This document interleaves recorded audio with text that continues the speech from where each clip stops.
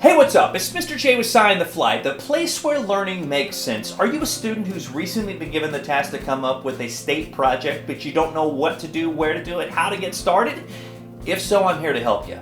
Now, I'm not going to do this project for you, but I do want to give you enough information to really help get that ball rolling so you can take it and run with it. I do have a state report graphic organizer that I have for sale on my Teacher Pay Teacher website. If you think that might be something that you might want or need, I'm going to put a direct link for it in the comment section down below. Now, this video is specifically tailored for students who are doing a state report on California.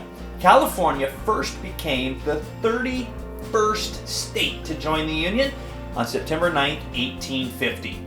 The original governor for California was a guy named Peter Burnett. While we know that the current capital for California is Sacramento, that wasn't always the case.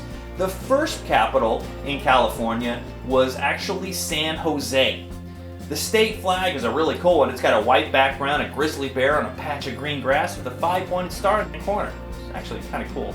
The state bird is the California quail. California tree, there are actually two of them.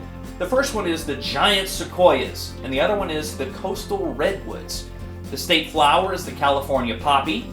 The state nickname is the Golden State.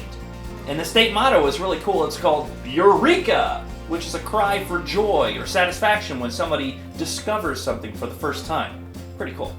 Now, hopefully that's enough information to really help get that ball rolling for you for your state project. Take it, run with it, do an awesome job. I know you're going to do a great job. Until next time, it's Mr. J with SciOnTheFly, the place where learning makes sense.